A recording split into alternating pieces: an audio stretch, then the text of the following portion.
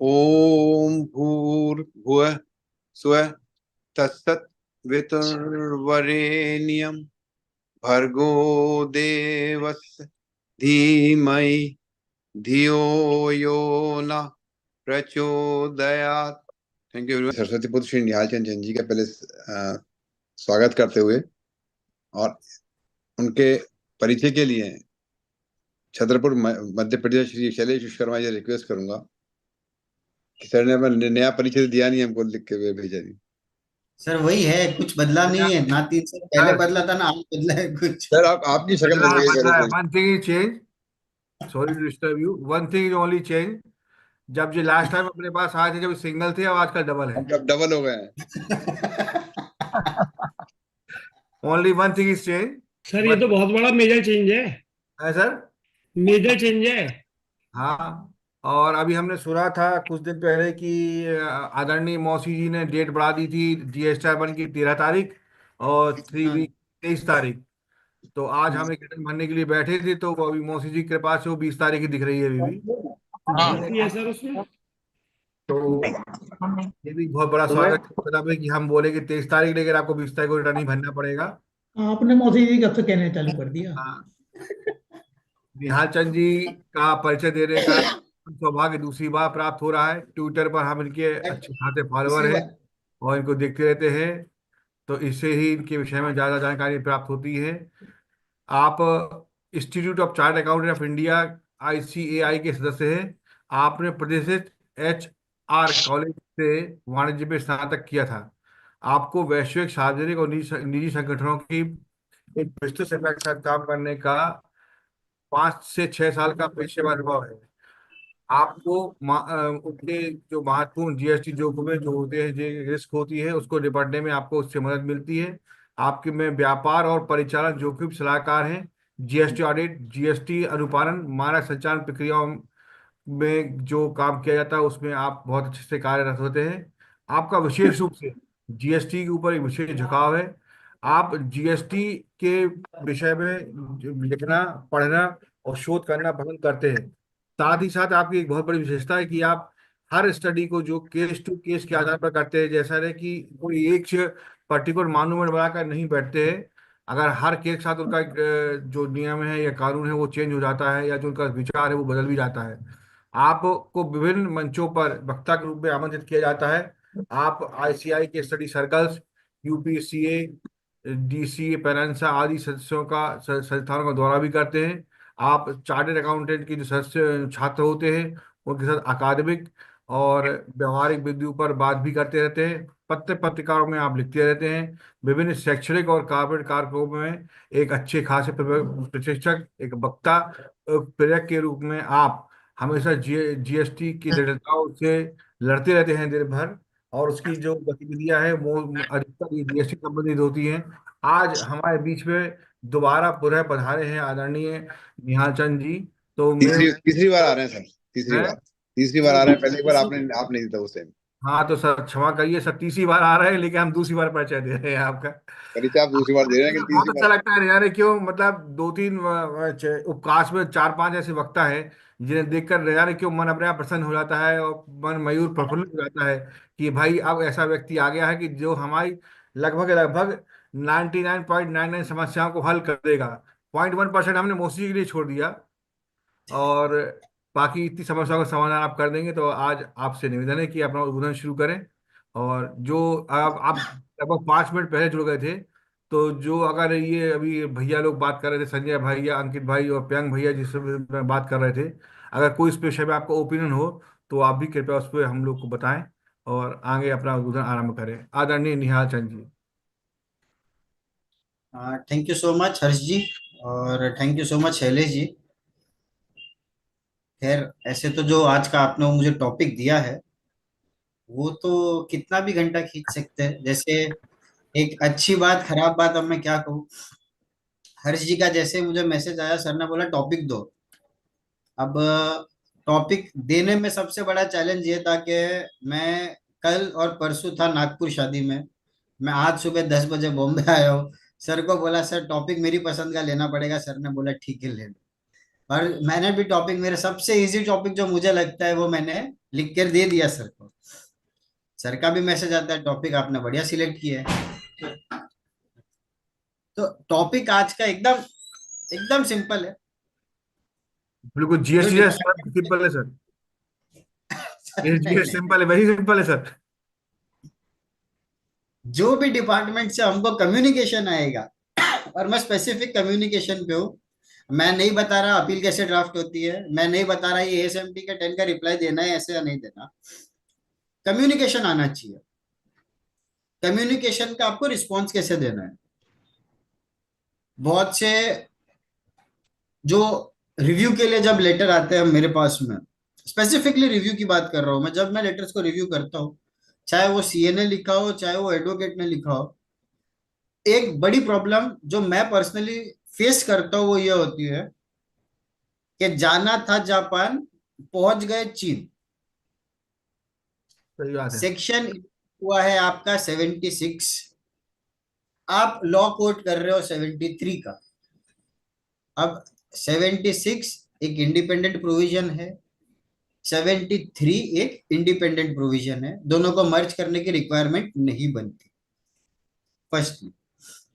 Second, एक ITC का हमारा बहुत प्यारा सा टॉपिक रहता है, सेक्शन इन्वोक होता है 16(4), और हम ऑफिसर को बोलते हैं मैंने सेक्शन 16(2) की सारी सारी सारी सारी कंडीशन सेटिस्फाई कर दी है। ठीक है। प्रॉब्लम वहां पर नहीं आती कि आप 16(2) लिखते हो।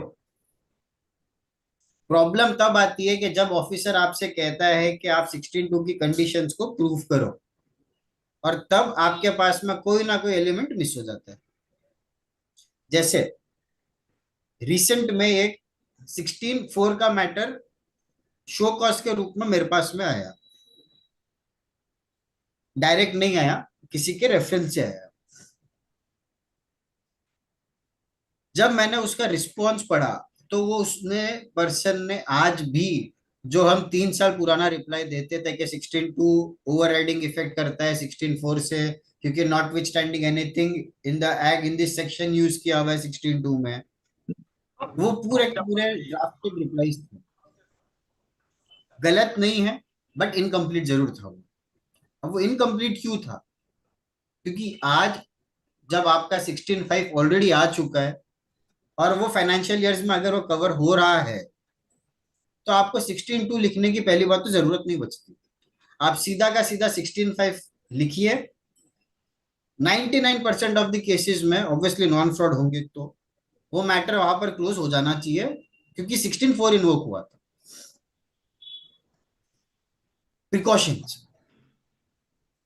ध्यान रखना है ना, क्योंकि आई बिलीव मेजरली हम सब एडवोकेट ही है यहाँ पर।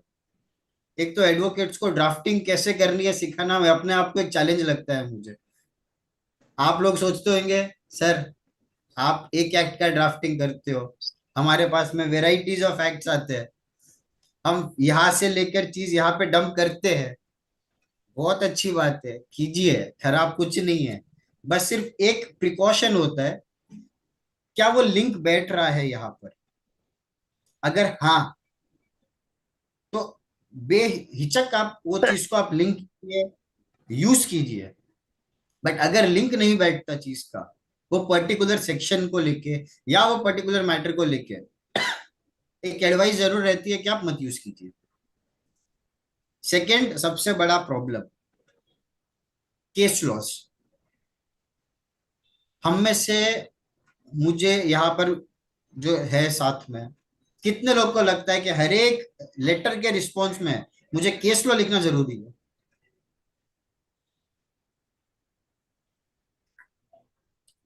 हर्ष सर, सर मेरा स्टाइल नहीं बदला है ना सर। भले ही नहीं 3 साल के बाद में आया हूं, मैं 15 मिनट से ज्यादा कंटिन्यूस वैसे भी नहीं बोल पाऊंगा। आप आराम से बोले सर। आप जो कितना टाइम दिए सर। हम में से कितनों को लगता है केस लॉ लिखना है तो लिखना ही चाहिए हमें? लिखना चाहिए सर, रेफरेंस के लिए लिखना चाहिए। ओके, जरूरी है। बिल्कुल सर। थोड़ा क्यों? हमारा वजन बढ़ता है उसको लिखने के बाद। ओके सर, अगर फैक्ट क्लियर,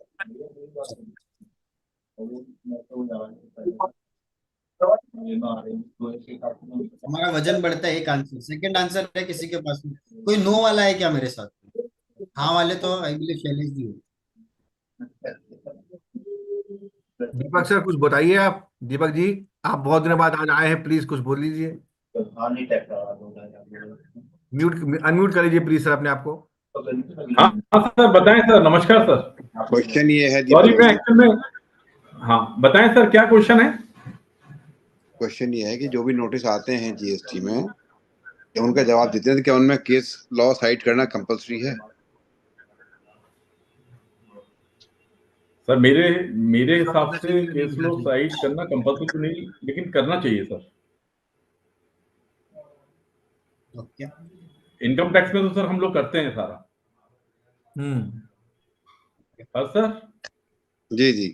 ध्यान नहीं रखा था भाई तुमने, सोचा बिल्कुल काम कंपल्सरी काम नहीं है, काम लेकिन करो, करना चाहिए। इनकम टैक्स में सर जितनी भी अपीलें हैं उसमें सब में करना ही पड़ता है सर। फिर पता नहीं चलता। नहीं सर, मैं अपील पे नहीं गया अभी तक। अच्छा, मैं अपील पे गया ही नहीं हूं अभी तक। मैं तो नोटिस, मैं तो कम्युनिकेशन पे हूँ ना। मैं कहा अपील पे चला गया अभी तक? मैं फर्स्ट लेवल पे हूँ। मान लीजिए आपके पास में KSMT 10 आया है, राइट। क्या आप KSMT 10 के जवाब में केस लॉ कोर्ट करेंगे, या सर आपके अगर हिसाब से कर? कॉन्सेप्ट क्लियर हो तो करना चाहिए मेरे ख्याल से, मतलब मैंडेटरी नहीं है but just to support our fact. चलिए, सबसे फेमस केस लॉ ले लेता हूँ आज के टाइम का।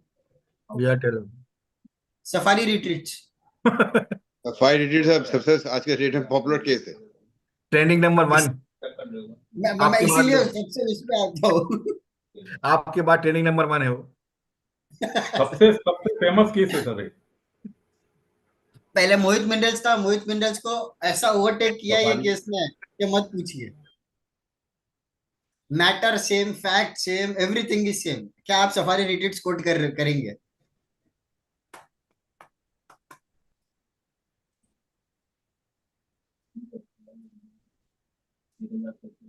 Yes, no? जैसे सफाई डिटेक्टर हर आदमी केस को रेफर करना चाहेगा जी। करना चाहेंगे? सर मैं तो नहीं रेफर करूंगा कभी। समझ गया था आप ऐसा कुछ करने वाले। सर अगर इनिशियल लेवल सर पे हमने अपने सारे केस लो इनिशिएट कर दिए, तो मेरे हिसाब से जो इनिशियल नोटिस आता है सर, उसमें ये लोग उसको रिलाई भी नहीं करते हैं। जनरली जितने भी केसेस हैं वो लिटिगेशन के टाइम में ही होता है, क्योंकि EO की इतनी पावर नहीं होती ना, जुडिशियली जो असेसिंग ऑफिसर है उसकी इतनी पावर नहीं होती कि उन पर रिलाई करे। इसलिए मैक्सिमम वो लोग उनको लाइक देखते ही नहीं है, जो मेरा अपनी ओपिनियन है। Correct sir. सर बेसिकली क्या है, जैसे आप जो कह रहे हैं सफारी रिट्रीट का जो क्वेश्चन है सर, हाँ, सफारी रिट्रीट को उसमें बहुत एक स्पेसिफिक पॉइंट के ऊपर था जिस पे आर्ग्यू करके जहां पर लिया। हर मैटर के अंदर वो चीज सेम नहीं हो सकती। मेरा मतलब ओके है कि जब भी कभी भी नोटिस दिया जाए तो नोटिस में जो भी पॉइंट्स उन्होंने रेज किए गए उनका स्पेसिफिक आंसर देना चाहिए। ओके। बट सर मैं वापस सफारी रिट्रीट्स पे आता हूँ। मान लीजिए एज इट इज मैटर है, सेम सिमिलर नहीं, मैं सेम मैटर है बोल रहा हूँ आपको, जी। आप फिर भी उसे कोट करेंगे? नहीं, मेरा वो पूछेगा तो मैं पहले जवाब दूंगा ना, और केस को क्यों कोट करूंगा? ट्रू। मैं जो उन्होंने पूछा उसको काउंटर कर उसके जवाब दूंगा मैं अपना। ये तो सपोर्ट के लिए होता है कि रेफरेंस केस, रेफरेंस एक सपोर्ट के लिए होता है, वो सेकंड स्टेज या अपीलेट स्टेज के लिए होता है। परफेक्ट।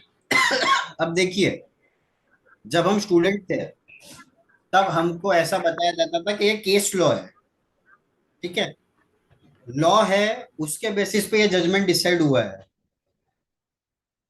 हम इसे उल्टा अप्लाई करने की ट्राई करते हैं।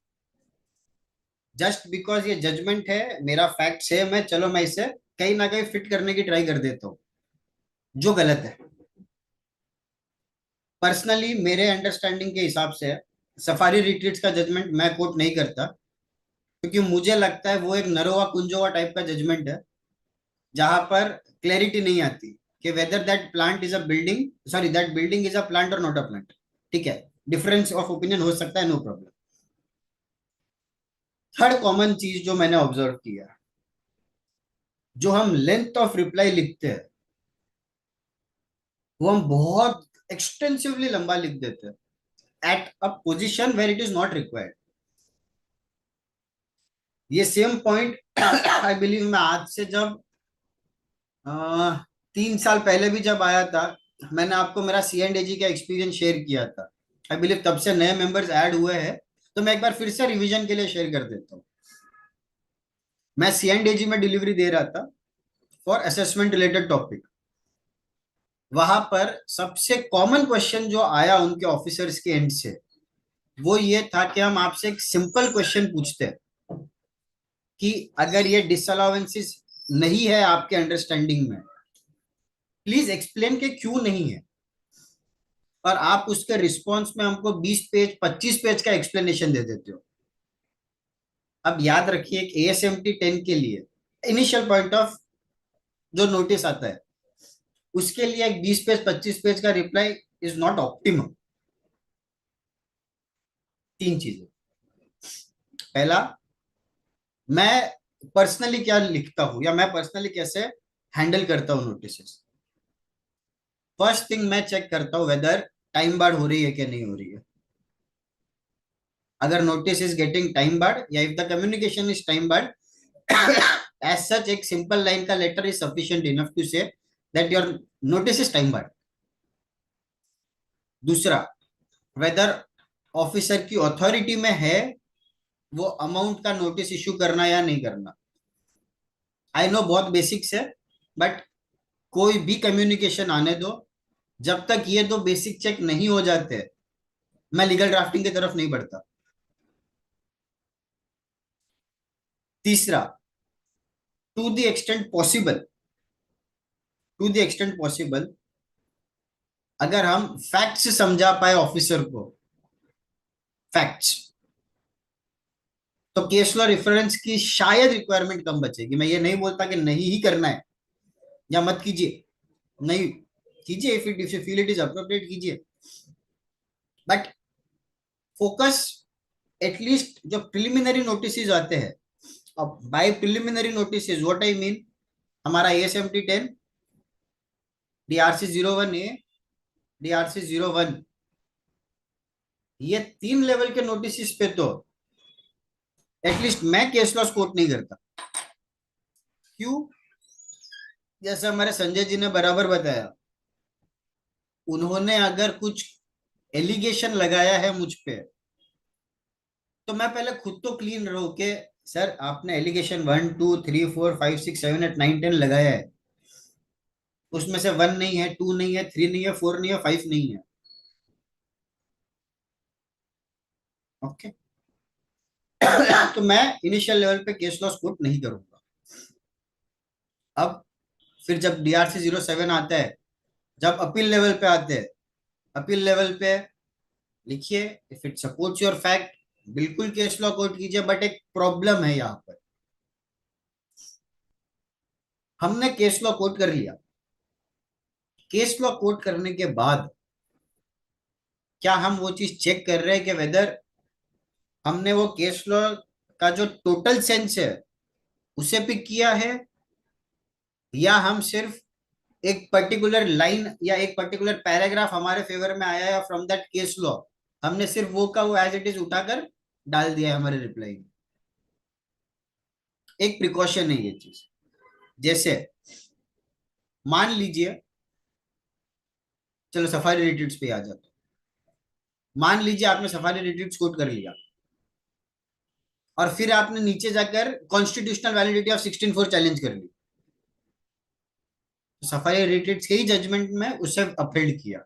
सो पॉइंट इज, अगर आप टोटलिटी में कोर्ट केस लॉ कोट करेंगे तो आपके लिए भी इजी रहेगा टू से कि सर पूरा का पूरा थीम यही था मेरे जजमेंट का और मैंने पूरे की पूरी थीम के हिसाब से कोट किया। रिप्लाई फर्स्ट लेवल का एक जब हम CA फाइनल में पढ़ रहे थे, या आई एम श्योर अभी मेरा एक लास्ट सेम ऑफ LLB बचा है, तो सर नेक्स्ट टाइम जब आऊंगा मोस्टली आप मुझे LLB भी बुला सकते हो, एडवोकेट भी हो जाएगा मेरा, लास्ट सेमेस्टर इज लेफ्ट। तब हमें भी एक ना पर्टिकुलर तरीका बताया गया था कि रिप्लाई कैसे देनी है चीज की। बेसिक क्या है, प्रॉब्लम कोड कीजिए, आप अपना सेक्शन कोड कीजिए और नीचे उनका उसका कंपैरिजन दे दीजिए। समस्या क्या होती है, हम प्रॉब्लम कोड कर देते हैं, हम एप्लीकेबल प्रोविजन भी कोड कर देते हैं, बट उसका जो लिंकेज होता है वो हम मिस कर जाते हैं। जैसे एक पर्टिकुलर ड्राफ्टिंग आई मेरे पास में, पूरी अपील ड्राफ्ट होकर, CA happens to be my friend, उसने बोला निहाल एक बार रिव्यू कर ले चीज को, मेरे हिसाब say that it is completely fine, मैं सिर्फ अपलोड करना बचाता हूँ, बट फिर भी मैं चाहता हूँ तो एक बार देख ले रिप्लाई को। ओके, भेजो। आया, प्रॉब्लम क्या हो रही थी उसमें, आपने सेक्शंस बराबर कोड किए सारे के सारे जो जो एप्लीकेबल थे, लेकिन उनके लिंकेज आप नहीं कर रहे हो। तो अब आप ही बताओ, if you are the officer and आपके पास में अगर ऐसा रिप्लाई आता है, माइंड में क्या चलेगा, ठीक है ये तूने सेक्शन लिख दिया, मान लिया मैंने तेरे पे एलिगेशन लगाया, उसके रिस्पॉन्स में तुमने सेक्शन भी कोट कर लिया, that is also fantastic, well done, but इसका तेरे फैक्ट से कनेक्शन तो बिठा के दे दो मेरे को। अब अगर वो स्किप हो गया तो प्रॉब्लम होनी ही होनी है अपने को।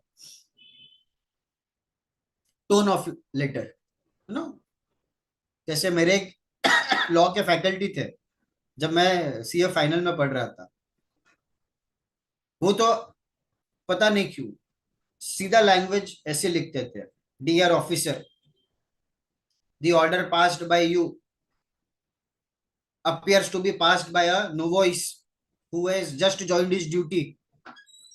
I am sure हम ऐसे लेटर्स नहीं लिखते, एंड आई एम श्योर हमें ऐसे लेटर्स लिखने भी नहीं है।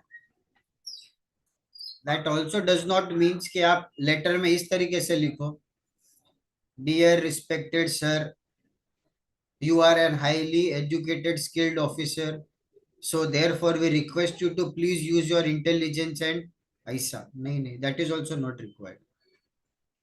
Let us be very appreciative के सामने वाला भी ह्यूमन है and we are also human.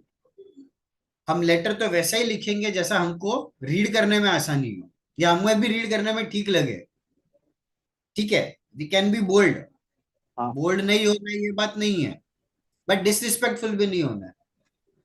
Respect the chair, challenge it, no problem, challenge the chair, बगल ही में है कलेक्टर का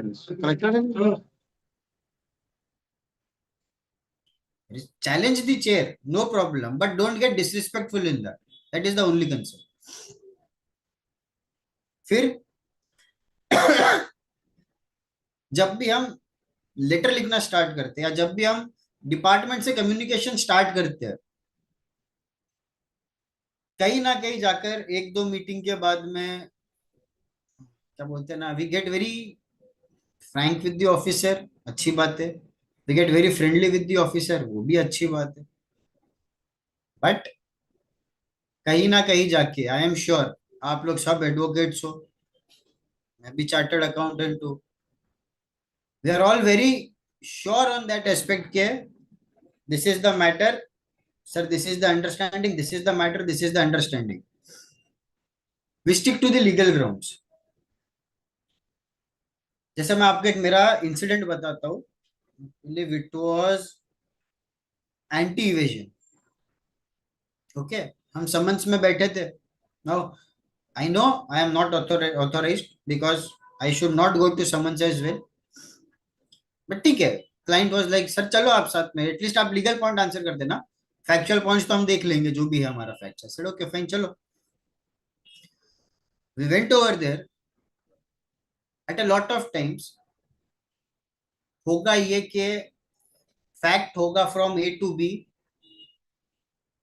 आपको उसको ट्विस्ट करना होगा, आपको मींस जो भी ऑथराइज्ड रिप्रेजेंटेटिव है उससे, at a lot of times ये होगा कि ऑफिसर को उसको ट्विस्ट करना होगा just to make our case stronger, no no other implication, सिर्फ हमारा केस और स्ट्रांग हो जाए उसके लिए परमिट करेंगे क्या आप to twist the facts and represent?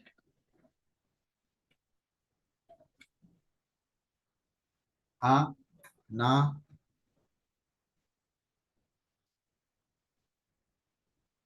Hello?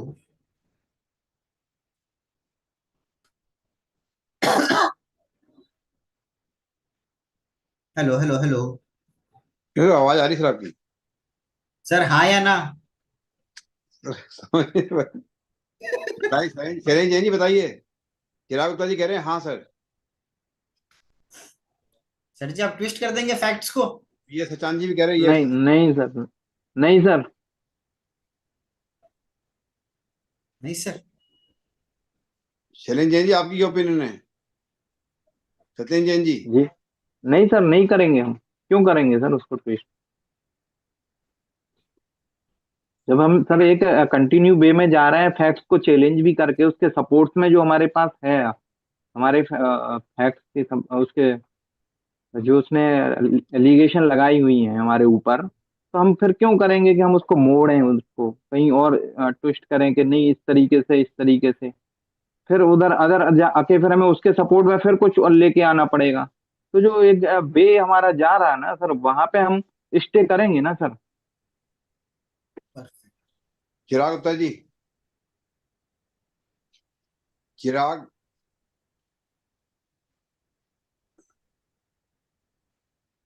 चिराग आवाज आ रही है बेटा? आपने अनम्यूट करके बात बता दो।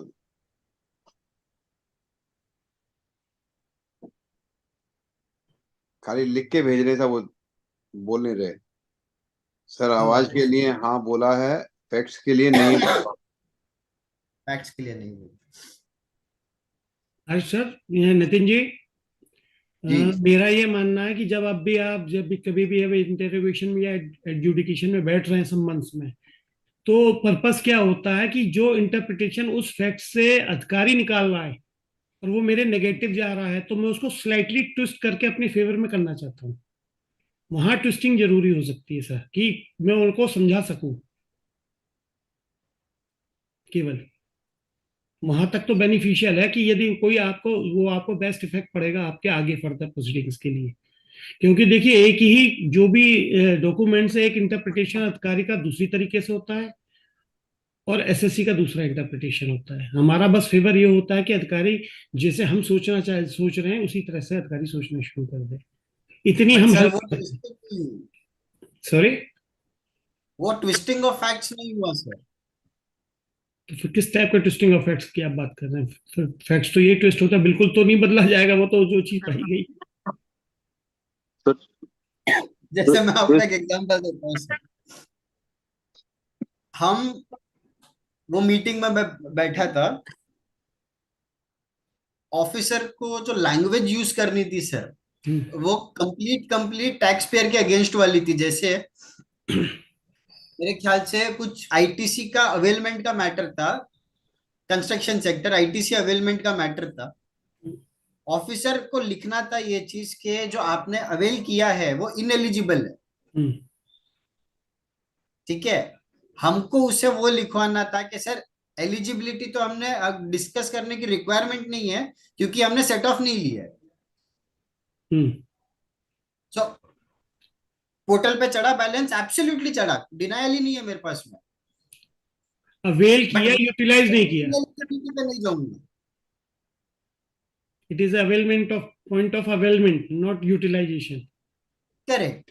सो हुआ ट्विस्टिंग ये, जी, क्योंकि अगर आप इनएलिजिबल हो तो फॉर श्योर मेरा सेक्शन 74 का दरवाजा खुल जाता है। बिल्कुल बिल्कुल खुल जाएगा।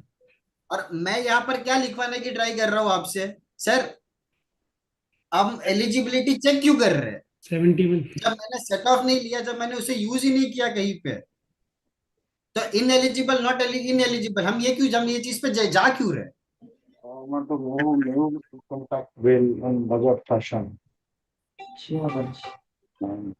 Hope what I meant by twisting. इसका इसका मतलब फैक्ट्स तो ट्विस्ट करने पड़ेंगे ही पड़ेंगे, थोड़े बहुत। फैक्ट्स ट्विस्ट किधर हुए सर? पॉइंट इज, आप कह रहे हो कि गलत है, मैं बोल रहा हूं सर गलत सही क्यों डिस्कस कर रहे हो जब मैंने सेट ऑफ लिया नहीं है। मैंने डिनाई किया फैक्ट को कि मैंने लिया है नहीं, मैंने अप्रूव किया फैक्ट को नहीं। मैं आपसे सिर्फ एक चीज की ट्राई कर रहा हूं कि सर आप जो चीज चेक कर रहे हो वो रिक्वायर्ड नहीं है, क्योंकि अगर मैं वो रिक्वायरमेंट नहीं या प्रूव नहीं करूं तो सेक्शन 74 का दरवाजा खुल जाएगा मेरे लिए, जो मुझे खोलना नहीं है।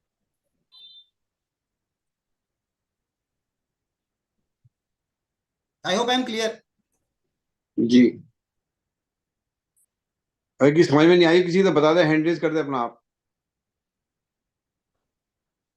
अगर भाई लोगों, अगर आपको समझ में नहीं आई है, सर ने बताया है अभी, तो हैंड रेज कर दीजिए, जिससे कि सब दोबारा समझा दें आपको। सब कोई नहीं हैंड रेज कर रहा, मेरे ख्याल से सबको समझ में आ गया जी। ठीक है सर। अगले पे चलते हैं। क्या हमें समन्स में जाना चाहिए, क्या इसको साइन करना चाहिए? मैं आऊंगा, मतलब मुझे मालूम है मैं प्रिकॉशन टू नोटिस डिस्कस कर रहा हूँ और उसमें मैं अचानक से समन्स पे जा रहा हूँ। मैं आऊंगा उस पे, क्यों लेकर क्यों जा रहा हूं मैं, और वापस लेकर आऊंगा आपको सेम टॉपिक पे। साइन करना चाहिए क्या? आनंद वार्षणी जी।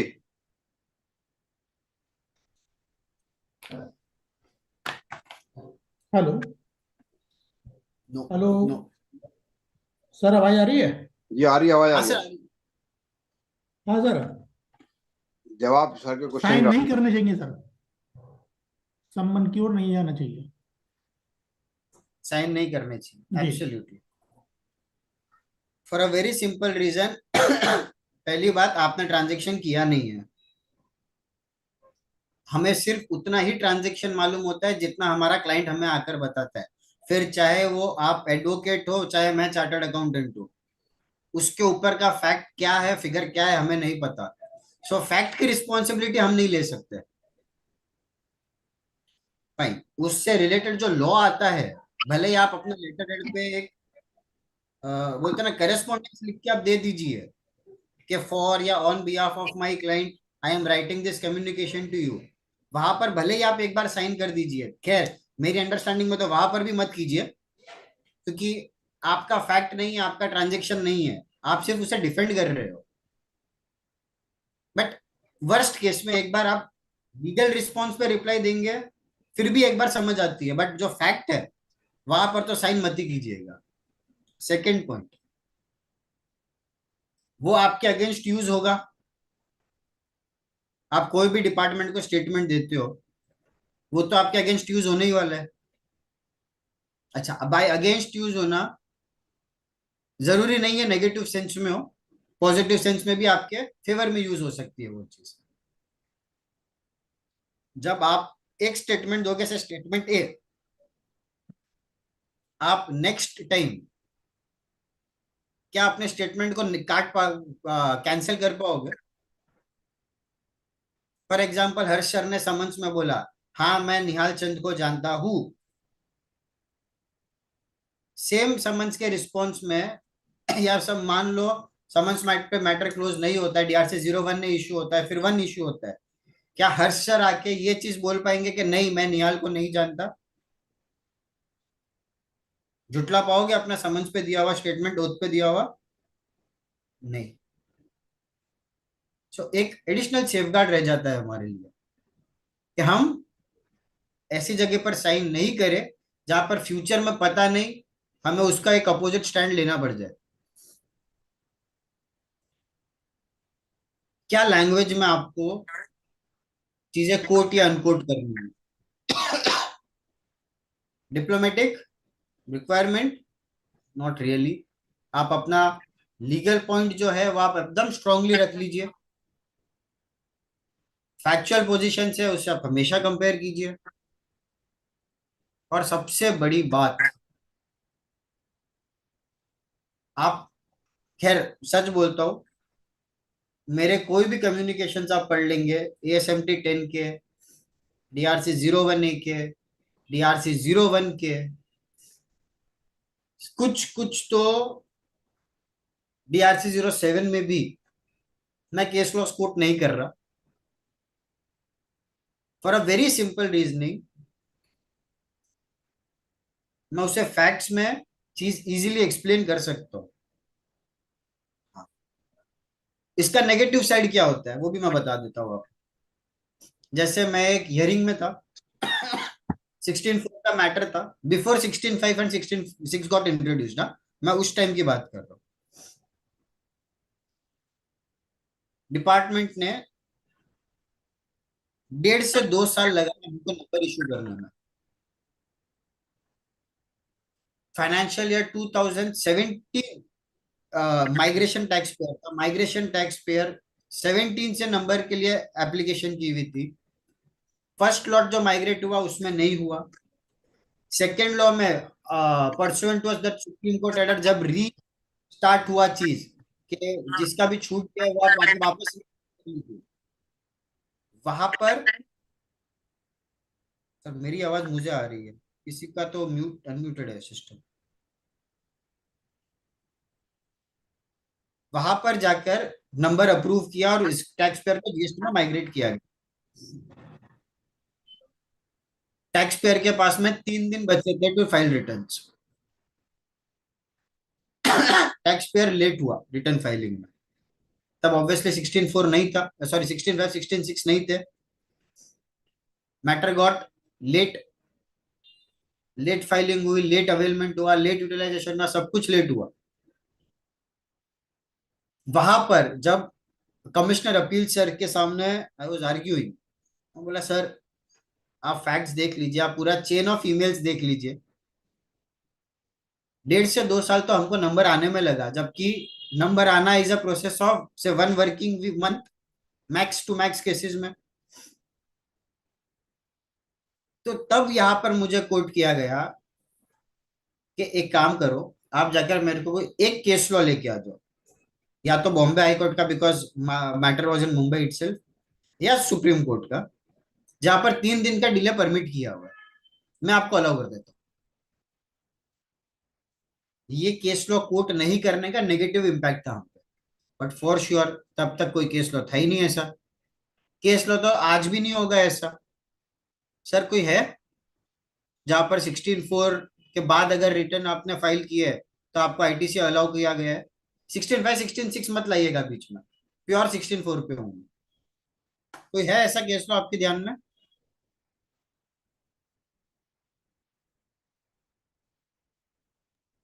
सर हाँ एक केस लॉ आया था सर, मुझे इसका केस लॉ का वो तो नहीं पता, लेकिन ये 9 में अलाउ किया ना सर उन्होंने आईटीसी को।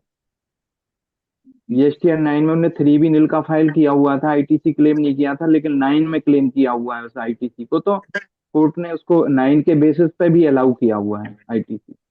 तो हम ये मान उस केस को अगर हम देखें तो उसमें मुझे लगता है कि ये भी मैटर आया होगा ना कि फिर वो टाइम बार्डिंग हो गया होगा 16.4 के अकॉर्डिंग, मे बी उसको देख सकते थे। सर साइटेशन बेच पाओगे तो एक बोलते हैं मैं ना। हाँ, आपको शायद याद आ रहा हो सर, 9 में अलाउ किया हुआ है जीएसटी 9 में आईटीसी लेने पे, 3B में क्लेम नहीं हुआ। 9 में तो अलाउ होता है नहीं होता है, उसी पे एक मेरा अलग कॉन्ट्ररी व्यू है वो, बट बाहर निकल जाऊंगा मैं बहुत ज्यादा टॉपिक केस के लिए, मैं रुक जाता हूँ इधर। हाँ इसलिए सर वो केस एक अपने आप में एक स्पेशल रहा ना सर, कि 9 में कैसे कोर्ट ने अलाउ कर दिया उसको। समझ गए? ठीक है सर, बाकी मुझे और याद नहीं है सर।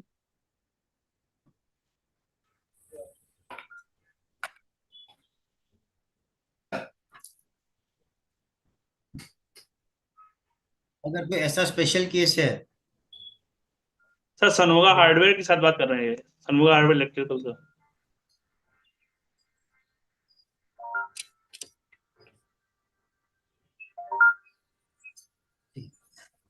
तो अगर कुछ वैसा स्पेसिफिक केस लो अगर आप कोट कर सकते हो, बस एक बार एक चीज ये चीज चेक कर लीजिएगा कि वेदर आपके जुरिस्डिक्शन में वो फॉल कर रहा है कि नहीं कर रहा।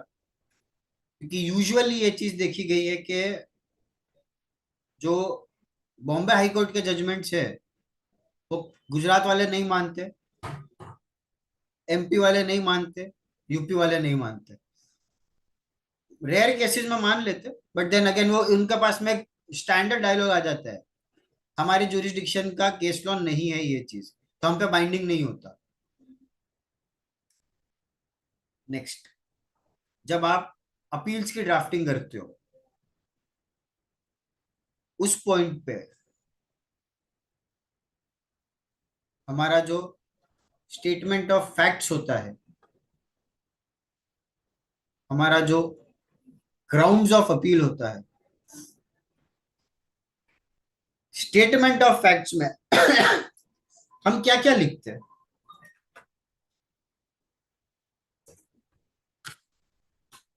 General question. ग्राउंड्स में तो मुझे मालूम आप लोग बोलेंगे हम दो ही चीज लिखते हैं। एक, पहला जो शोकज आया उसका पॉइंट वाइज हम नेगेट कर देंगे, या जो DRC 7 आया उसका हम पॉइंट वाइज नेगेशन कर देंगे कि this is bad in law, this is bad in law, this is bad in law, this is bad in law, उसके सपोर्ट में हम केस लॉ डाल देंगे। ठीक है। स्टेटमेंट ऑफ फैक्ट में क्या लिखते हैं? एक्चुअल स्थिति लिखते सर आप, फर्म क्या करती है और जिनाइन है, हमारा काम क्या है, जो जो फैक्ट है सारा सारा उसमें कोट करते हैं फैक्ट को। ओके। कम्युनिकेशंस को कोट करते हो? कम्युनिकेशन भी वो भी लिखेंगे सर, इस तारीख को ये कम्युनिकेशन पूरा जो, नहीं वैसे तो नीचे ब्रीफ में आएगा ना सर, उसमें आएगा। हाँ, फिर जो पास्ट कम्युनिकेशंस आपने डिपार्टमेंट को दिए हुए हैं जी क्या वो भी कोट करते हो? करते हैं, इस तारीख को ये दिया था, इस तारीख को ये दिया था, इस तारीख को ये अप्लाई दिया था, इसका ये दिया था। परफेक्ट। सो इसका सिग्निफिकेंस क्या हुआ कि जब हम हमारा पहला ASMT 10 का रिप्लाई देते हैं और अनफॉर्चुनेटली कैसे बताया था ना, अगर वो मैटर DRC 7 तक कन्वर्ट हो गया तो आप 10 का ग्राउंड भी DRC 7 में लिखने वाले हो। दैट इम्प्लाइज कि जब आप 10 का रिप्लाई दे रहे हो कल संडे है तो आप चलना यार दे देता हूँ रिप्लाई, वो हिसाब से मत दीजिएगा। क्योंकि अगर मैटर लीगली क्लोज नहीं होता तो प्रॉब्लम तो होनी है फिर आगे आगे चल के हमारे लिए। अच्छा, जब आप फैक्ट्स लिखते हो, अभी मेरे को पता नहीं क्यों कम से कम ये 4 अपील्स मैंने जो लास्ट रिसेंट में रिव्यू की है, मैं फैक्ट्स में और ग्राउंड्स में डिस्टिंग्विश नहीं कर पा रहा था। फॉर एग्जाम्पल, मेरे पास में कम्युनिकेशन आया है, डेट उसमें लिखी है ऑफ द कम्युनिकेशन, और उसी के नीचे स्टेटमेंट ऑफ फैक्ट्स में उन्होंने मैटर इन ब्रीफ भी लिख दिया। Is that the correct place? No. क्यों? क्योंकि वहां पर आप सिर्फ ये चीज लिख रहे हो कि बाबा मेरे को रिसिप्ट हुआ है इस चीज का, I am acknowledging everything that has happened chronologically date wise. Matter in brief जो भी कुछ है वो मैं मेरे ग्राउंड्स में लिख रहा हूं। एडिशनली एडिशनली नहीं लिखते आप ग्राउंड्स में, वो अप्रोप्रिएट प्लेस है। तो please let us be very careful कि जो फैक्ट्स है वो फैक्ट्स है, जो लॉ है वो लॉ है। दोनों का जो कंपैरिजन देना है हमें, वो हमें ग्राउंड्स ऑफ अपील में ही देना है। ओके, अब हम चलते हैं प्रेयर पे। वी प्रे ना एट द एंड कि हमें ये फैसिलिटीज चाहिए या हमें ये बेनिफिट चाहिए। कोई है हम में से जो ये चीज लिखता है कि मुझे स्पेसिफिक एक पर्सनल हियरिंग दीजिएगा बिफोर एडजुडिकेटिंग द मैटर?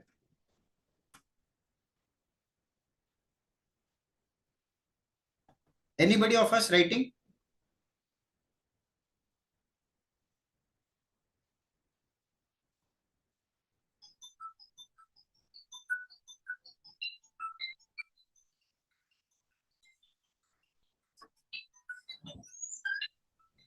मैं लेता हूँ, यस सर। अपने रिप्लाई में जरूर देता हूँ 75-4 के लिए हमेशा। Perfect sir. I tell you why to always write it. one commissioner appeals, not in my region but in the region of Rajasthan. हमने अपील फाइल की 16th of January 2025 को. 7th of January 25 हमको rejection आ गया stating that our appeal is time barred, despite specifically writing that sir whatever is the outcome, उसके पहले आप हमको एक PH दीजिएगा. Are we receiving such? मिला है, personally मिला है. Bad in law? Yes. Why? क्योंकि आप स्पेसिफिकली मांग रहे हो सेक्शन 75(4) के according that sir whatever is the case I am asking you for a pH. ठीक है, आप मेरे को फेस देखो, आप मेरे को तब बोल दो मेरे पास में 3 महीने से ज्यादा की अथॉरिटी नहीं है टू कंडोन द डिले, या सॉरी मेरे पास 1 महीने से ज्यादा की अथॉरिटी नहीं है, that is okay. But not giving me an opportunity to make my point is not. PH देना जरूरी है. पीएच देना जरूरी है.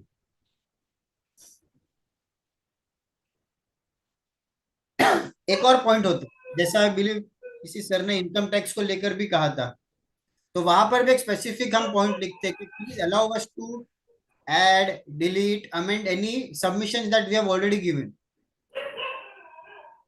मस्ट होना ही ये 2 पॉइंट्स तो हमेशा लिखना अपने कम्युनिकेशंस में, स्पेसिफिकली प्रेयर में.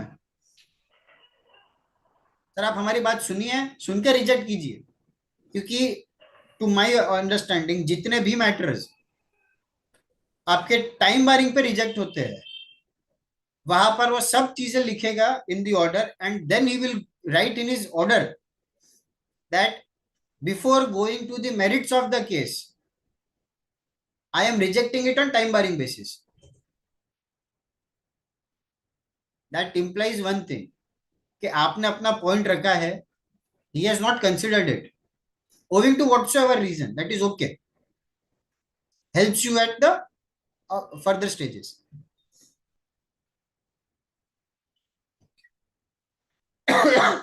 Sir, that is all that I had to say from my side. I'll open the stage for the question and answers. Feel free. जिन साथियों को सवाल हो आप अपने सवाल पूछ लीजिए, सर जवाब देंगे.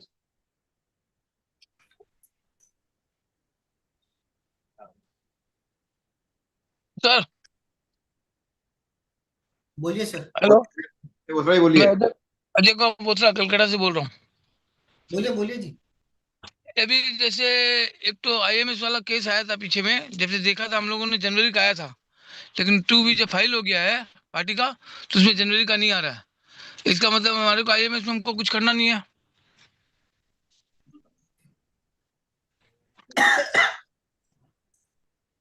सर अगर सब कुछ बराबर है और दिख रहा है आपको तो आप क्या ही करेंगे, और अगर नहीं भी दिख रहा है तो क्या ही करेंगे. तो जो पार्टी ने नहीं फाइल किया है तो करना पड़ेगा ना मेरे को. तो नहीं फाइल किया है अगर तो आईएमएस में आपके दिखेगा भी नहीं ना. हाँ दिखेगा भी नहीं, ठीक बात है. जब दिखेगा ही नहीं तो आप क्या एक्सेप्ट अप्रूव या रिजेक्ट करेंगे.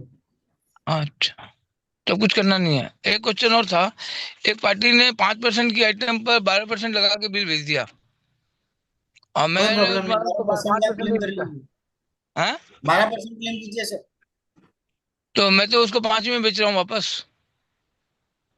आप भले ही 5 में बेच रहे हो, बट आपका सेक्शन 16 नहीं बोलता है ना कि जितना आपने टैक्स पे किया है उतना आपको क्लेम करना है. तो आप 12% को अगर पे किया तो 12% क्लेम करेंगे, या तो पार्टी को बोले डेबिट नोट क्रेडिट नोट देने को आपको, व्हाटएवर इज द केस. अच्छा, ये चक्कर आएगा तो इसमें से प्रॉब्लम नहीं आएगी बाद में. सर आप तो लॉ फॉलो कर रहे हो ना, आपको क्या प्रॉब्लम आई. अरे भूतराज जी, यदि आपके पास जो बिल आया 12% लगकर, उस पे एक्चुअल रेट ऑफ टैक्स क्या है? 5%. तो आपने उसी टाइम उसको वापस दिया, क्रेडिट नोट दिया या डेबिट नोट दिया उसको? नहीं, मैंने तो अभी उसको बोला मैं बिल करेक्शन करके भेजा, एक्सेप्ट नहीं करूंगा मैं. तो फिर तो आपने एक्सेप्ट ही नहीं किया बिल. फिर आप माल बेच रहे हो उनका. फिर कहाँ बेच रहे हो आप माल, कह रहे हो? नहीं तो माल तो आ ही गया ना, बिल तो ठीक करवाना ही पड़ेगा. अरे तो बिल ठीक कराना है, या तो आप 5% का टैक्स दीजिए उसको, उस पर सिर्फ. यदि मैं 5% का टैक्स दूंगा जो उस पे है, बड़ी बात है। जब IAMS में आएगा तो या तो आप उसको रिजेक्ट करेंगे उस वाले को, यदि उसने 12% लगा रखा है। अच्छा। जब रिजेक्ट करेगा तब वो ठीक करके भेजेगा आपको। देखिए, आप IAMS को बच रहे बार बार, आप हर उस पे सेक्शन में यही आप ले आते हैं IAMS की। आप इस बेसिक चीज को समझिए, ये आपके लिए एक बहुत अच्छी फैसिलिटी है कि जो चीज आपने खरीदी है, आपके पास जिसके बिल हैं, वो आप खुद कर रहे हो एक्सेप्ट करने की। अब बार बार इस चीज को क्यों हो जाता है कि मेरा 2B और नहीं आया और 2B उसका फाइल हो गया और मैं क्या कर सकता हूँ अभी। सर वो तो 2B वो फाइल करेगी, वो तो अपना 2B पे जो आउटपुट है आपको एक्सेप्ट करने है ना। अच्छा। IAMS में तो आपको 2B में चेक करना है ना। जो बिल आपके पास होंगे आप उन्हीं को एक्सेप्ट करिए, जो नहीं है आपके रिजेक्ट करिए। जो माल आपने खरीदा है आगे आना है, अभी आपने प्राप्त नहीं किया, उसको पेंडिंग में डालिए। सिंपल सा फंडा। अच्छा, ठीक है सर। ठीक है। विकास सिंगड़ा जी, आपका कोई सवाल है? माइक्रोफोन ऑन करिए अपना, माइक्रोफोन आपका बंद है। स्पीकर बोलने वाला बंद है आपका। नो थैंक यू सर, अच्छा, एवरीथिंग इज क्लियर। चलिए, और किसी का कोई सवाल? कपिल देव जी, कपिल देव जी। अच्छा, बाद में मेरे 2 रहेंगे क्वेश्चंस। आप हाँ ठीक है सर। वीएस सचान साहब, कोई सवाल है आपका? वीएस सचान साहब, अपना माइक्रोफोन ऑन करो ना, बोलने वाला। नहीं सवाल कोई? रवि अरोड़ा जी, रवि भाई, रवि अरोड़ा साहब। Thank you sir. कोई सवाल नहीं है? नहीं सर। चलो, सब क्लियर सर हो। मैं एक क्वेश्चन मैं पूछना चाह रहा था। जी बोला। जी सर, मेरा ये कहना था, जैसे जैन साहब ने कहा कि जो संबंध हमें साइन नहीं करना चाहिए, तो थोड़ा सा उसका ब्रीफ विस्तार में बताया सर, कौन से संबंध और कौन से संबंध पे नहीं करना चाहिए, कौन से संबंध पे करना चाहिए। सर कोई भी समन साइन नहीं करने होते हमें। नहीं सर, जैसे पार्टी वगैरह ये तो ठीक हो गया, अपन as advocate. Sir as an advocate आप क्यों साइन करेंगे? फैक्ट सर, समन में क्या लिखा जाता है? आई एम श्योर आपने अटेंड तो किए होंगे। समन में क्या लिखते हैं वो लोग? पूरा का पूरा फैक्ट्स लिखते हैं। लॉ तो वैसे भी समन में डिस्कस होता नहीं कभी। क्या आपने वो ट्रांजेक्शन अंडरटेक किया है? नहीं किया है। मान लीजिए ट्रांजेक्शन में जो आपने साइन किया है और जो एक्चुअल में हुआ है उसमें 5% का गैप आया, 5% बड़ा हो गया, 1% का भी अगर गैप है, रिस्पॉन्सिबिलिटी कौन लेगा फिर वो चीज की? तो बेटर क्या होता है कि जिसने फैक्चुअली वो ट्रांजेक्शन अंडरटेक किया है उसे साइन करने दीजिए। तो फिर अगला क्वेश्चन यही आता है, फिर समन में हमारा काम क्या? समन में हमारा काम क्या फिर? एज एन एडवोकेट या एज ए चार्टर्ड अकाउंटेंट हम समन अपियर क्यों करते हैं? क्योंकि जैसे ही कोई कम्युनिकेशन जाता है from the department to the client, सबसे पहले तो वो डर जाता है। उसे सबसे बड़ा डर यही चीज का लगता है कि मुझे अरेस्ट कर लेंगे। अब अरेस्ट हर मैटर में होता नहीं। अब आप उसको ये समझाने जाओगे, वो क्या बोलेगा? सर आप साथ में चल जाइए हमारे। अब एटलीस्ट जितने क्लाइंट आज तक मुझे लेकर गए तब मुझे यही चीज बोल के लेकर गए, सर आप सिर्फ साथ में चल जाइए। पता नहीं क्यों एक बोलते हैं ना, एक नहीं 2 जन आए, हम ऐसा मेरे को साइकोलॉजिकली मैं सेफ रहूंगा कि ठीक है मेरे साथ में कोई है। अरे भाई मेरा काम थोड़ी है आपके साथ में चलना। ट्रांजेक्शन आपका, मान लो कोई साइकिल में वो फंस गया है जहां पर उसको जेन्युइनली चीज आई है बट आगे की चेन खराब है, तब आपको क्या पता कि वेदर वो गिल्टी है कि नहीं है? तो आप समन फैक्ट कैसे सर्टिफाई कर जाओगे?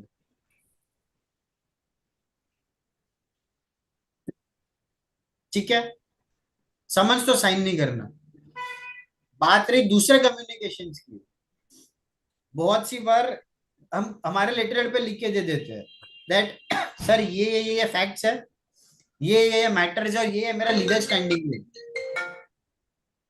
आप उसे भले ही फॉर करके साइन कर दीजिए, बट फॉर श्योर अगर आप अपने लेटर हेड पे देंगे, जैसे अगर आप एडवोकेट पृथ्वी असोले के लेटर हेड पे देंगे तो क्लाइंट तो उस पर साइन कर नहीं सकता। तो वो कम्युनिकेशन तो आपको आपकी टीम में से किसी को साइन करना है। मैं ये प्रैक्टिस के अगेंस्ट हूं, अभी पहले ही कह देता हूं आपको। क्यों? क्योंकि सर ट्रांजेक्शन आपका, नोटिस आपको, सब कुछ आया आपको, मैं मेरा लेटर हेड क्यों डाल रहा हूँ कम्युनिकेशंस में?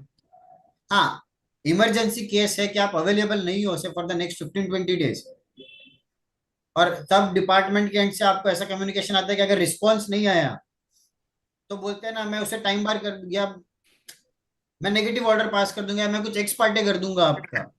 At that point of time आप एक लीगल रिस्पॉन्स दे रहे हो, स्टिल थॉट ऑफ, या ये केस में भी बेस्ट सिचुएशन तो यही रहेगा, सीक एन एडजॉर्नमेंट, जब वो आए उनके लेटर पे साइन करके दो।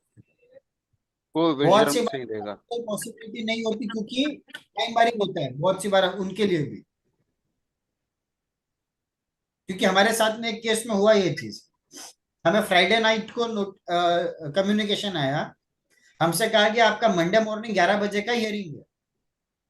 We denied it. मैं बोला we said we are, Saturday सर्किंग वाज हॉलीडे, फ्राइडे नाइट को 6 o'clock का आपका कम्युनिकेशन है, वी डोंट हैव टाइम। आपने हमको टाइम ही नहीं दिया to prepare for anything. We sought an adjournment, he is like I can not give you an adjournment. We said okay sir, आप अपना लीगल रिकॉर्ड्स ले लीजिए, हम हमारा ले लेंगे फिर। I hope now I am clear. Yes sir.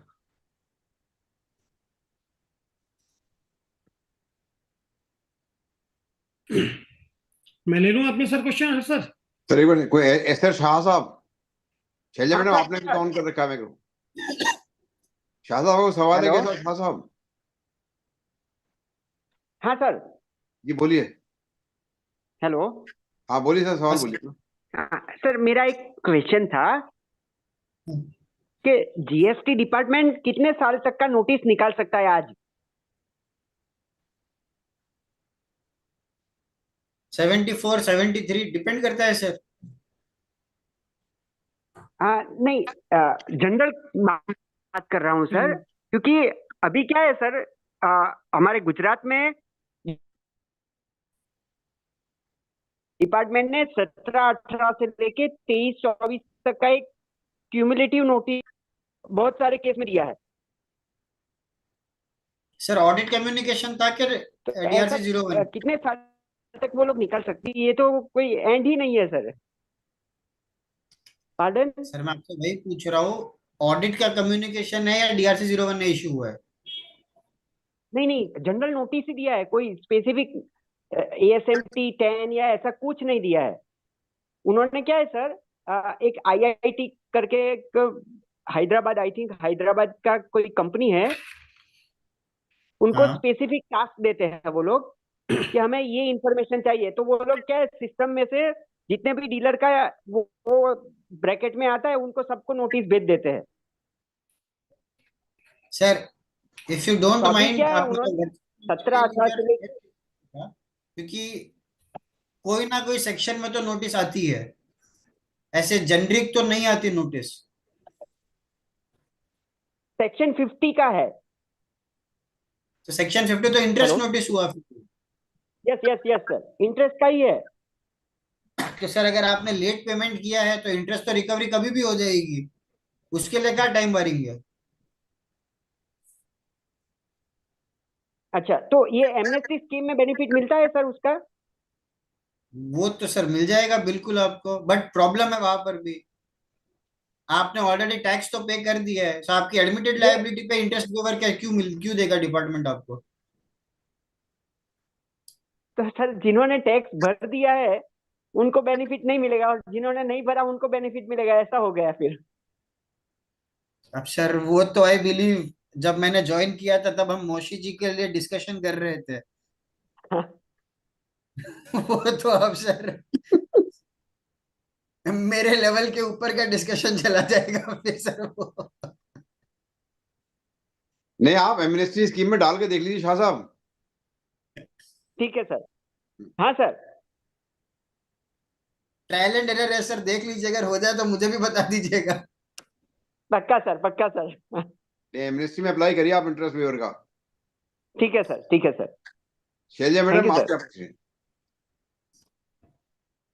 मैंने अभी ज्वाइन किया इसलिए मैं बता ही नहीं सकती। नहीं, कोई क्वेश्चन आपको जीएसटी का प्रॉब्लम आ रही हो आपको? जीएसटी में प्रॉब्लम तो सर ये आ रही है कि ये लोग अभी जो ईवे बिल वाला भेज रहे हैं ना, कि ईवे बिल और आपके उसमें अंतर आ रहा है सेल में। तो ईवे बिल तो समटाइम हमारे उसके भी कटते हैं, क्या कहते हैं, जो हम जॉब वर्क के लिए भेजते हैं माल या जॉब उसके लिए आता है, पार्ट में जाता है। और ये सभी को नोटिस इन्होंने भेजने शुरू कर दिया ईवे बिल और सेल के डिफरेंस के। मैम रिकंसिलेशन बना के उनको भेज दीजिए, उसके ऊपर कुछ वो बना सॉल्यूशन दिया, नहीं तो है। हमारी सेल और हमारे जो ईवे बिल है, 2 ईवे बिल हमारे ऐसे हैं जो हमारे गए हैं उसके लिए, क्या कहते हैं, छपने के लिए गए हैं, तो वो चालान से गए हैं, तो वो चालान से हैं, बाकी हमारे सब हैं। इनका अंतर ही समझ में नहीं आ रहा। हमारा 1 करोड़ 8 लाख का गया, ये 1 करोड़ 20 लाख का कह रहे हैं, और तब भी 1 करोड़ 20 लाख नहीं होता। ये डाटा कहाँ से उठा रहे हैं समझ ही नहीं आ रहा।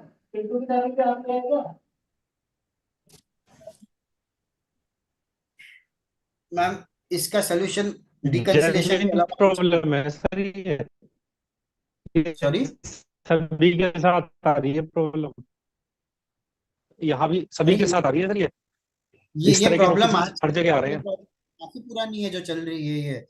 ये एक सोर्स ऑफ डेटा ये पिक करते हैं, उसको दूसरे से कंपेयर करते हैं, फिर नोटिस इश्यू हो जाती है। और इनफैक्ट अभी मैंने किसी का तो ट्विटर पे ट्वीट भी पढ़ा था कि हमारा जो 1A का जो इम्पैक्ट है वो ये भी कंसिडर नहीं कर रहे, 1 और 3B को कंपेयर कर रहे हैं विदाउट कंसिडरिंग 1A। सो अगर 1A में अगर आपने कुछ करेक्शन करके रखा है और बिकॉज ऑफ दैट गैप आया है आपके 1A का क्यूमुलेटिव में और 3B में, तो उसकी भी वो तो नोटिस इशू हो रही है। सर एक प्रॉब्लम हो रहा है, हमारी नवंबर 2022 में हमारी रिटर्न लेट हुई, इन्होंने हमको नोटिस दिया और हमने ड्यू टाइम पर अपनी रिटर्न भर दी विद टैक्स। तो इन्होंने उस टैक्स को अभी तक पोर्टल पर पेबल में दिखा रखा है, डिमांड में, और हटा ही नहीं रहे। उसको कह रहे हैं नहीं हम इसमें पेनल्टी लगा देंगे तुम्हारे पर 25,000 की। और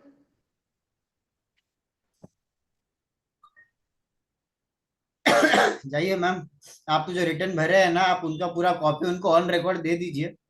सर रिप्लाई दे दिया उनको बना करके, वो पोर्टल पे भी है। उन्होंने हमें 21 जनवरी तक कहा था, हमने 2 जनवरी को रिटर्न फाइल कर दिया before time. But even then they are demanding some other thing and then he says कि मैं इसको ठीक कर दूंगा। अब पार्टी कहती है मैं ठीक हूँ, जब मैंने टैक्स भी और इंटरेस्ट भी और पेनल्टी भी सब दे दिया। ये चीजें ऑफ द रिकॉर्ड अपन ले लेंगे। पोर्टल पे डिमांड में खड़ा कर रखा है, और अमाउंट भी छोटा नहीं है, 1 करोड़ 70-80 लाख के करीब है। नहीं 1,70,000, 1 करोड़ नहीं 1,70,000 है। Off the records, will take it off the records. Off the record के लिए रिफंड तो नहीं सर, हमने वो तो जमा करना था जमा कर दिया, दोबारा वो पेबल में खड़ा कर रखा है ना डिमांड में। मैं समझ गया आपकी पोर्टल पे बात, डिमांड खड़ा कर दिया है। मैम मैं आपकी बात समझ गया।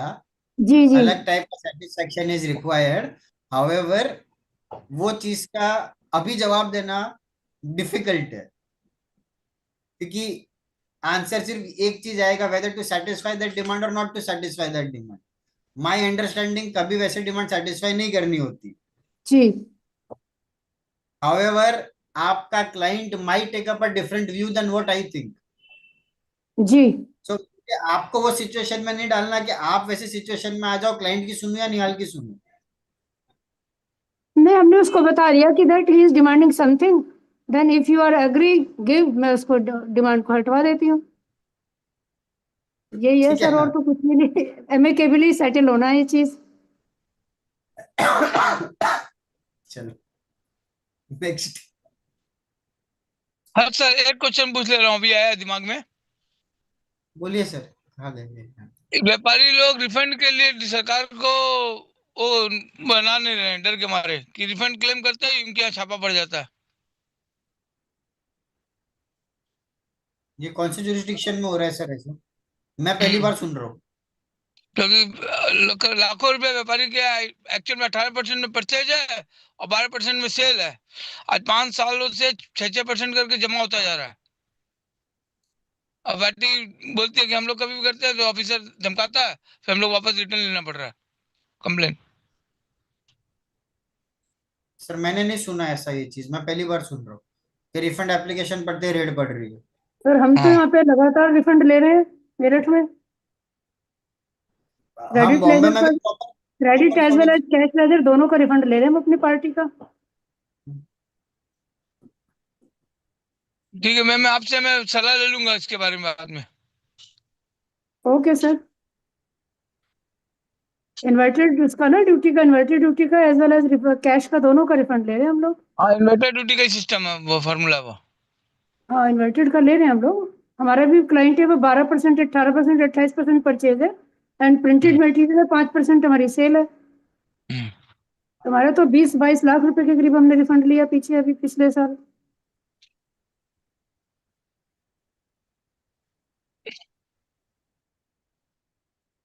अमित खंडेलवाल जी।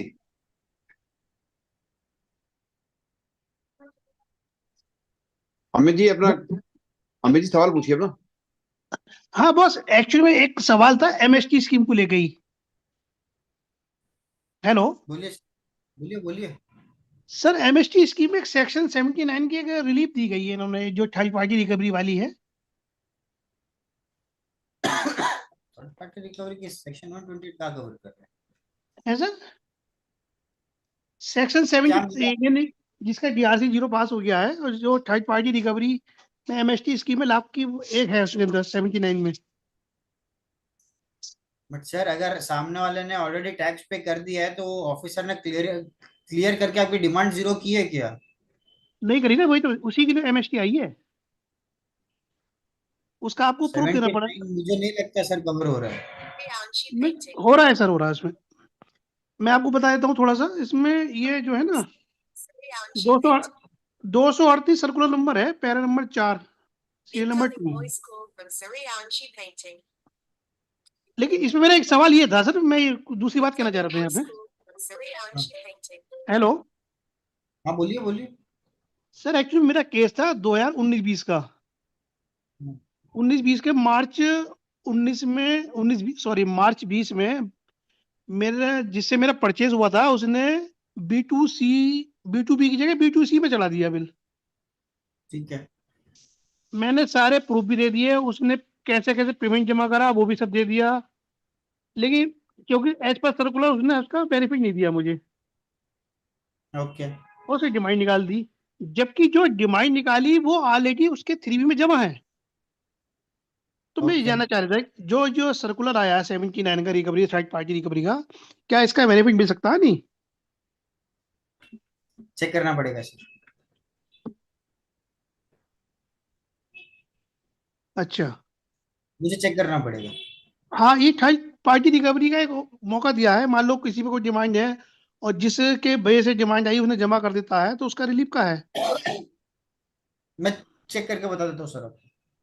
ठीक सर। सचिन मिश्रा जी सीतापुर। सचिन मिश्रा जी सीतापुर, अपना माइक्रोफोन अनम्यूट करिए। माइक्रो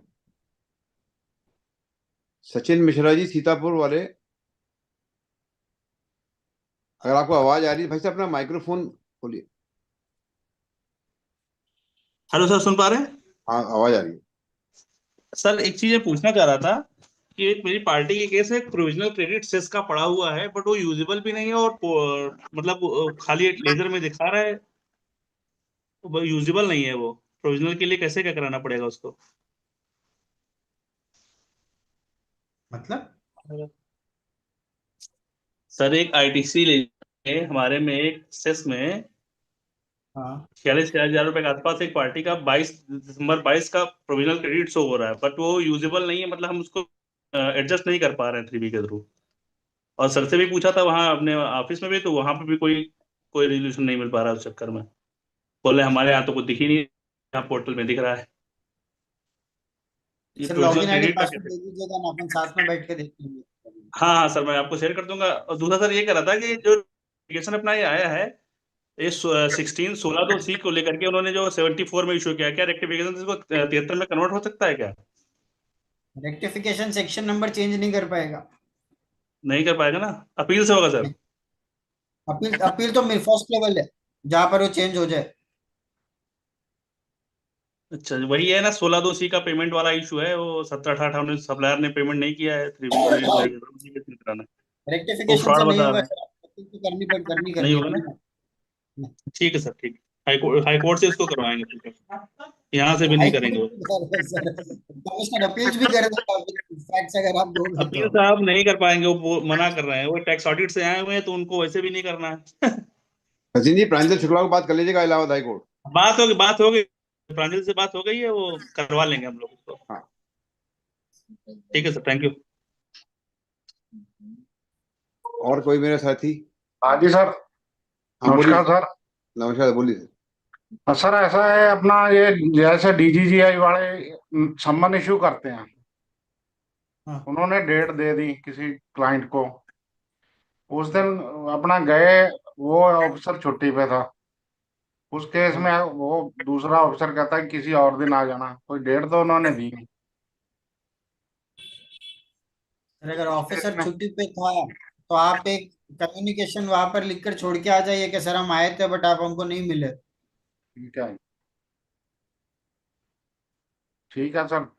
एक पॉइंट और सर डिस्कस करना मैंने, जैसे इम्पोर्ट पे IGST अपना डिपॉजिट करवा लेते हैं, वो उसमें एक्सेस रेट पे करवा लेते हैं, जहां हमारी सेल कम रेट पे हो रही है उसमें हमारा एक्सेस हो रहा है IGST, उस केस में क्या हम उसका रिफंड ले सकते हैं? सर ये तो आपको कस्टम से चेक करना पड़ेगा अगर वो अलाउ करता है कि नहीं करता।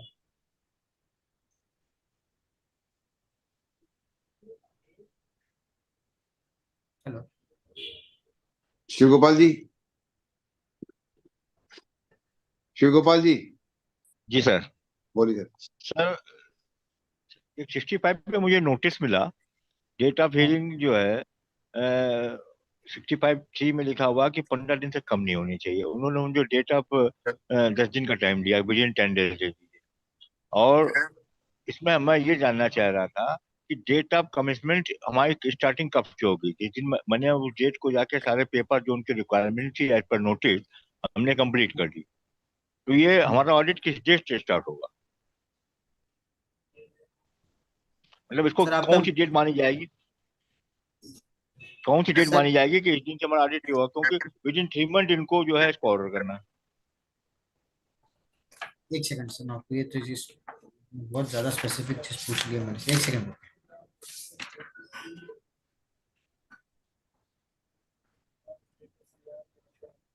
सर, जिस दिन से आपने डेटा उनको अवेलेबल करवाया वो दिन, वो डेट ऑफ कमिटमेंट मान ली जाएगी? हाँ जी।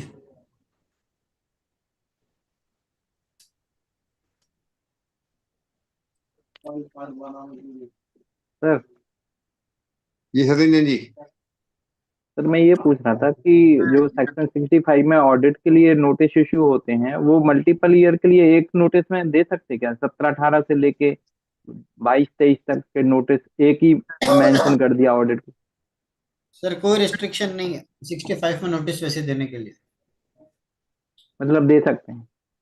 हाँ। तो फिर सर जैसे मान लीजिए सेपरेट ईयर के लिए जब वो उसको करेंगे डिसाइड, फिर उसको या तो 73 या 74 में कन्वर्ट करके हमें वो डिमांड रेज करेंगे अगर हमारा कोई, तो फिर जब वो एक साथ अभी ऑडिट कर रहे हैं सर और फिर 17-18 के लिए कोई डिमांड इश्यू करना चाह रहे हैं तो फिर वो क्या उस तरीके से उसको कर लेंगे क्या सर? 73 तो नहीं कर पाएंगे?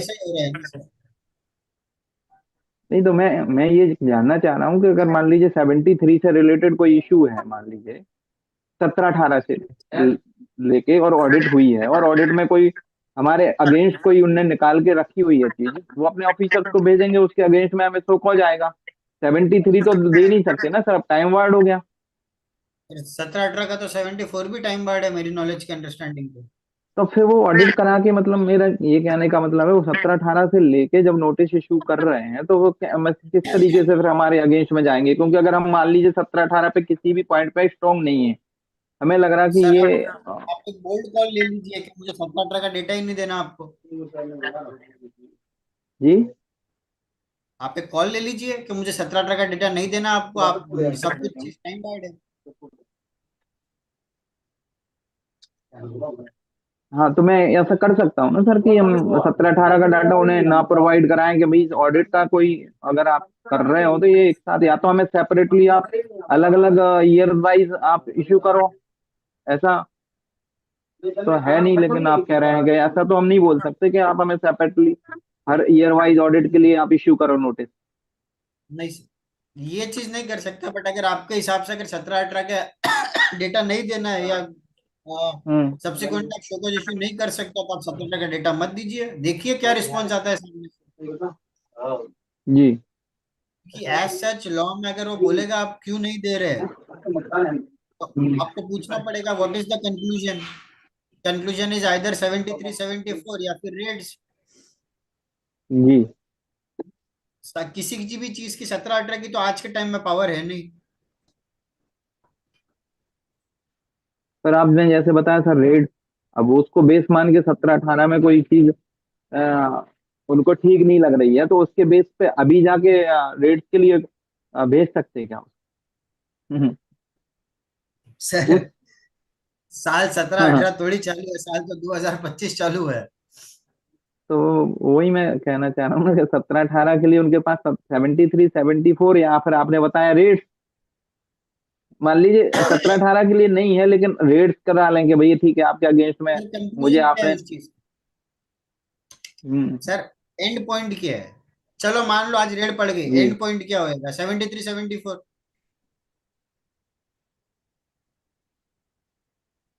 कंक्लूजन क्या जी होगा? जी, कहीं ना कहीं तो कंक्लूड करनी है ना अपने को, व्हाट इज द तो कंक्लूजन। वो तो फिर वो जब जी जी, कंक्लूजन ही नहीं हो सकता वो चीज का, तो वो चीज का आप डेटा दो नहीं तो क्या फर्क पड़ना है। ठीक सर ठीक। और किसी को सवाल हो? नहीं। पृथ्वी असूल साहब, फिर आप वोट ऑफ थैंक्स करें, फिर राष्ट्रगान कराइएगा। राष्ट्रगान के समय सभी से रिक्वेस्ट है कृपया अपनी सीटों पर खड़े हो जाएं। सर एमनेस्टी स्कीम के बारे में एक बार और दोबारा से हो जाए तो कुछ समझ में आए कि एमनेस्टी स्कीम को हम कैसे, हाउ टू वी, मतलब इसको प्रैक्टिकली हम कैसे इसको करें। क्योंकि जीएसटी जो DRC 03 से जमा किया पहले तो ये करना पड़ेगा, एंड आफ्टर दैट हमको फिर जाना पड़ेगा। जो अपीलें हमने दाखिल की है वो हमने विड्रॉ कर ली, दोनों तीनों जो भी हमारी अपीलें थी। प्रैक्टिकल नॉलेज इसकी बहुत ज्यादा जरूरी है। हर्ष सर आपका अगले सेमिनार का टॉपिक हो गया। जी सर बिल्कुल, thank you sir, thank you. Thank you very much sir. आप फिश में सेठ। हाँ, पृथ्वी पृथ्वी पृथ्वी भाई जरूर जी नमस्कार सर। जी सभी अधिवक्ता मित्रों को मेरा सादर नमस्कार। अपने उपकाश वेबिनार की 262 वेबिनार में आप सभी मित्रों का मैं बहुत बहुत स्वागत करता हूं।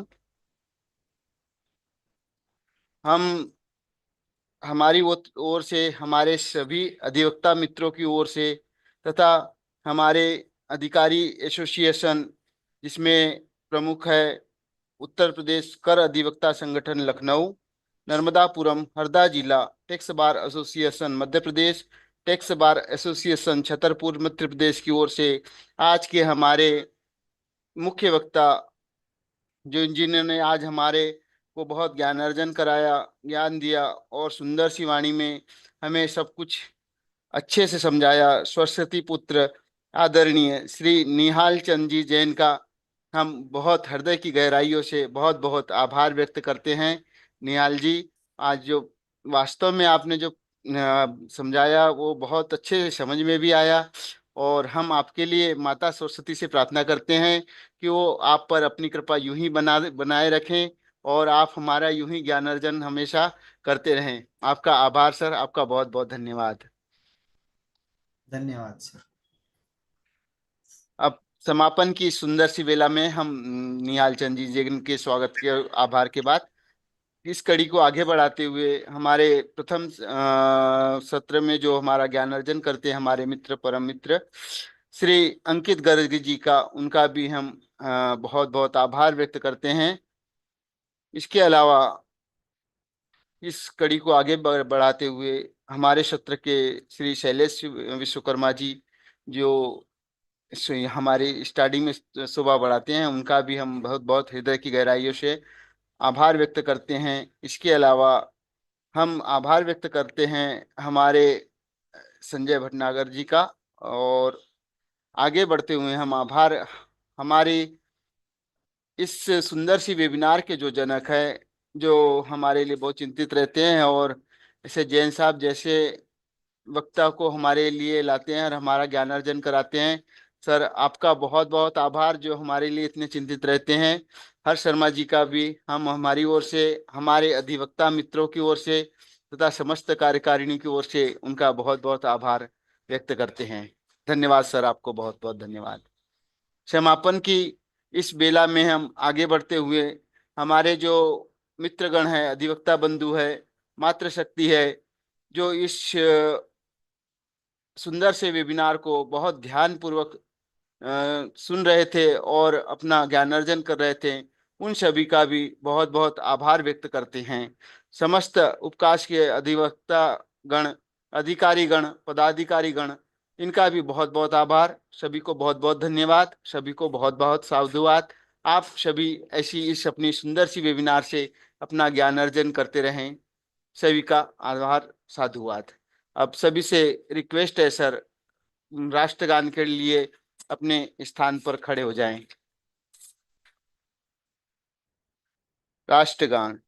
जन गण मन अधिनायक जय हे भारत भाग्य विधाता, पंजाब सिंध गुजरात मराठा द्राविड़ उत्कल बंगा, विंध्य हिमाचल यमुना गंगा, उच्छल जलधि तरंगा, तब शुभ नामे जागे, तब शुभ आशीष मांगे, गाये तब जय गाथा, जन गण मंगल दायक जय हे भारत भाग्य विधाता, जय हे जय हे जय हे जय जय जय जय हे। भारत माता की जय। Thank you very much everyone. आप सभी का बहुत बहुत धन्यवाद। आप लोग अपना बैठ के पढ़ते हैं, समय निकालते हैं अपना। अगले सप्ताह फिर आपसे मुलाकात होगी। तब तक के लिए बाय बाय, गुड नाइट।